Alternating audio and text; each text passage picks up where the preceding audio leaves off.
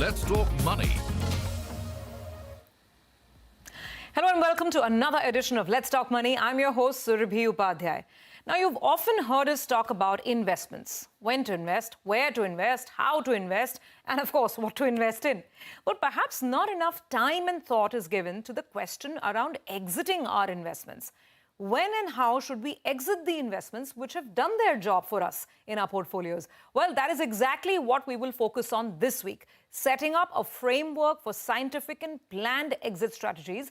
And this can also, of course, help us plan our retirement more effectively, among other things.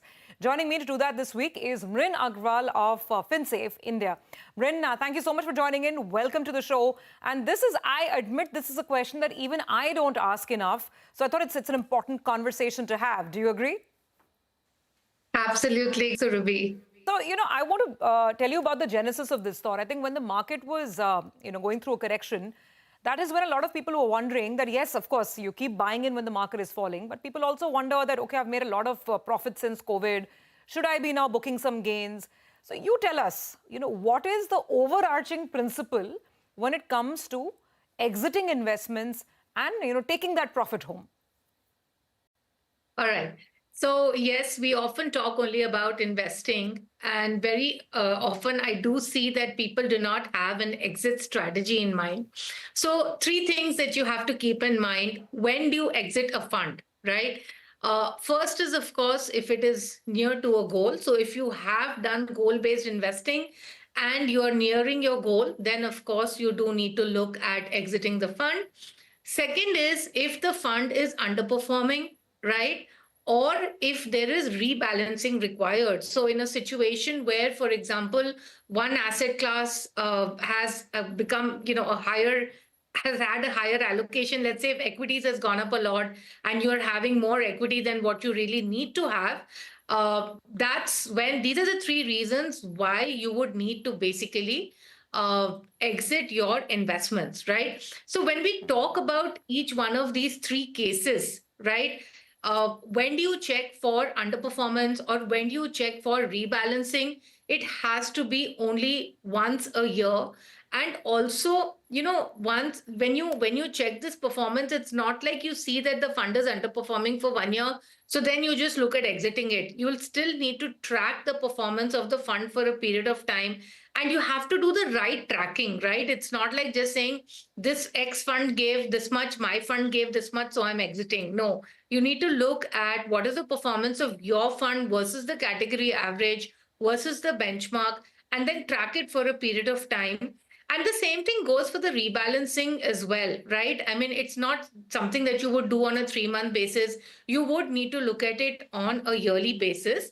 And the last thing is on the basic framework, especially when you are near a financial goal. And we saw this in COVID. We saw this earlier this year, a couple of months back when the markets were down, that when people wanted to withdraw their money for their goal, if the markets are down, obviously your investment value is also going to be down. So to protect yourself against some of these situations, especially if you're exiting before a goal, one of the things that you do need to do is that at least a year before the goal, look at what is the value of the investment. If it is somewhere near to the goal value, look at protecting whatever part of that investment by moving it out into a safer instrument, right? So this is basic framework. Okay, that's a great starting point. Helpful thoughts there. But Mrin, I want to go back to the basics, really, financial planning 101.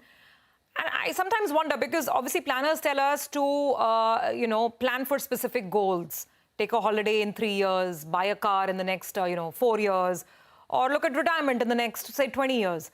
But at the same time, when we look at our portfolios, usually people have a bouquet of mutual funds, mid cap, large cap, small cap, thematic, etc. In your experience, how do we marry the two? Have a certain set of funds which are for specific goals, but then you have an overall bouquet, which could be mid, large, small, thematic, defense, etc., passive, active. So how do you set for goals within an MF portfolio? So there are various ways of doing it. Some people would just like to do it on an overall basis to say, I have this portfolio and then I'll decide at the time of exit. I think the better way to always do it is to say, this is my goal. To this, I will tag these 3 or 4 investments or these 3 or 4 funds for this particular goal, because then it becomes easier for you to basically do the exit, right? Because then okay, if this is my goal and I need this money, these are the 3 funds I've tagged, and you just exit those particular funds. So I think it's basically what works for each individual, but I would seriously suggest tagging in specific funds for specific goals. Yeah, absolutely, because that's what I was wondering. I mean, you might have a huge chunk of your money, let's say, in large cap funds.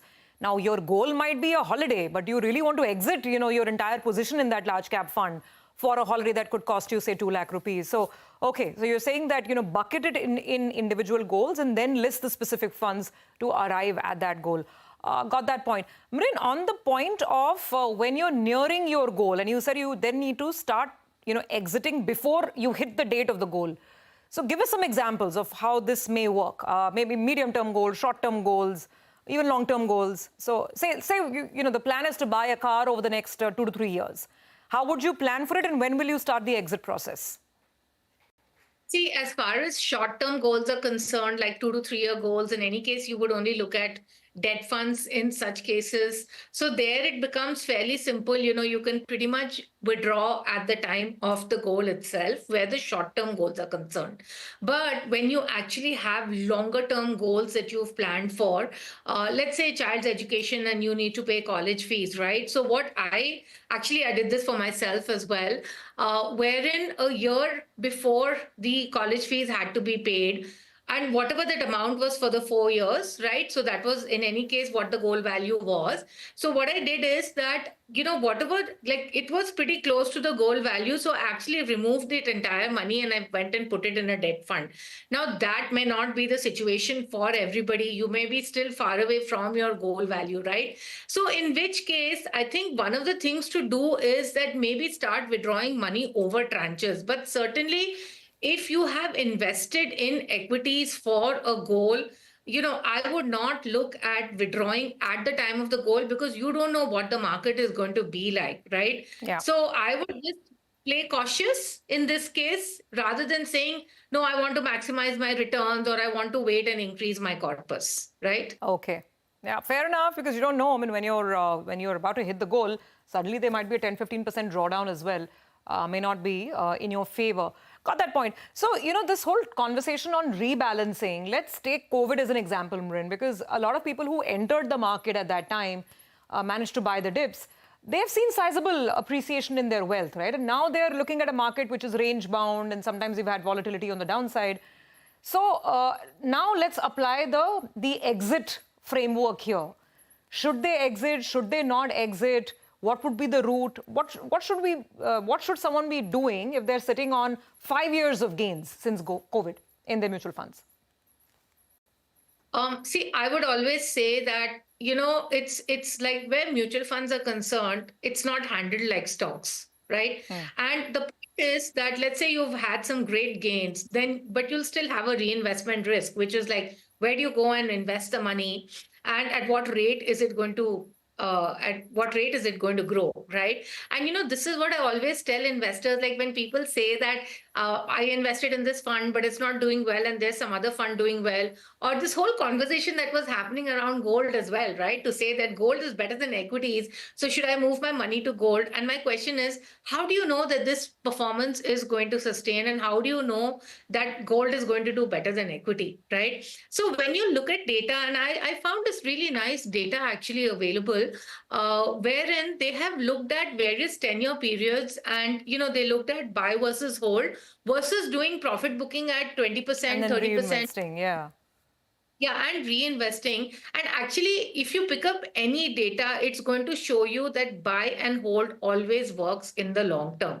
So I am a great believer of goal-based investing. And I would say if your fund has done very good, well, that's great. Continue to hold it. I mean, why are you penalizing the fund by exiting it, right? So I would just say stick on to your investment. If it's done really well, continue to stick on with it till the period of your goal. That's really reassuring to know that, this propensity to book profit and then to reinvest, find that dip again in the market, that is not necessarily the path to long-term wealth and prosperity.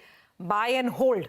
And that's the easier thing to do as well, right, Prince? So I think that would work well for retail investors. Brings me now to the next question of rebalancing. So if you could just elaborate over here, what all entails in rebalancing? When you sit with your planners or your advisors, what are the questions that I should ask?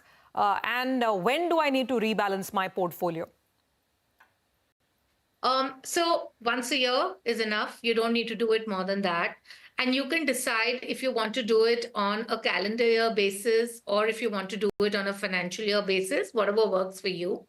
Now, the first thing that you need to consider is what is the asset allocation and what is the deviation from the asset allocation, right? So you need to set an internal benchmark as to at what number or at what deviation percentage are you going to do that rebalancing on an annual basis.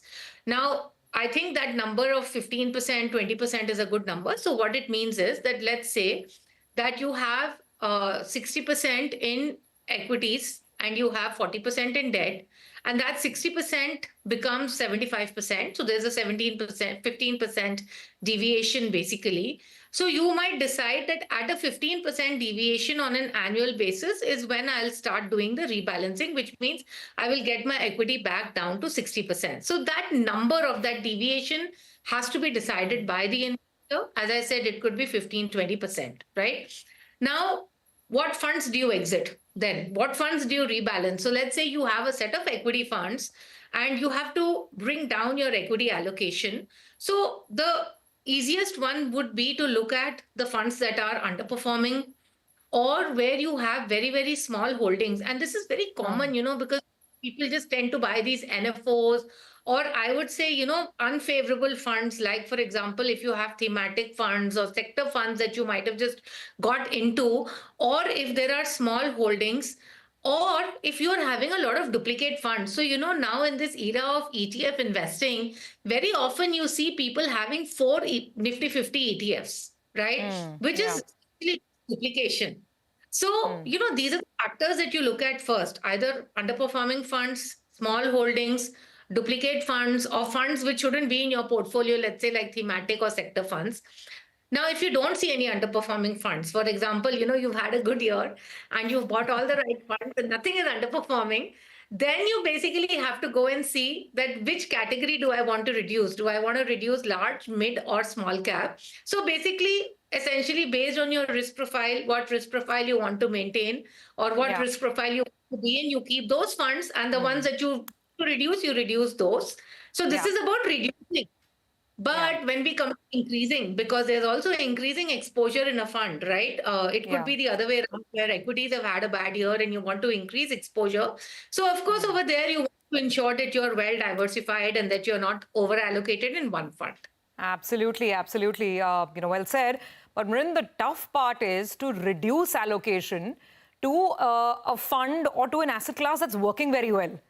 It could be mid caps one year. It could be gold this year. And we're getting questions on this as well. If you could just take up the gold issue, a lot of portfolios, because we historically have gold holdings, there people might have gold coins and bars, and there's obviously the jewelry exposure. Then a lot of people have invested in sovereign gold bonds or gold funds and ETFs. But it's hard to reduce exposure when that asset class is still doing well. So specifically, when it comes to rebalancing, what would you advise on gold now, looking at the market? See, if you're very, very overexposed and you're finding it difficult to reduce, let's face it, as a financial advisor, it's easy for me to come and say that reduce your exposure, right? But if you're finding it difficult to do it, I would just say, okay, stick on to it, but don't add more, certainly, because the bigger issue that people have is that when mid caps are doing well or when gold is doing well, they will go and add on more. So at least if you're not reducing, don't add on more, certainly. And end of the day, somewhere you'll have to keep in mind the allocation, because see, when the markets are going up or when everything is looking very good, it's all good, right? But then when you have that fall is when you're going to have a big fall. So somewhere I would say that we'll have to think about these factors for sure. Absolutely, absolutely. Got that point. We need to take a very quick break. But when we come back, we apply this whole exit framework to a long-term goal like retirement planning. How do you ensure that you start coming out of funds? Which are the funds to start exiting as you're approaching a landmark moment like retirement? Back with that in just a bit.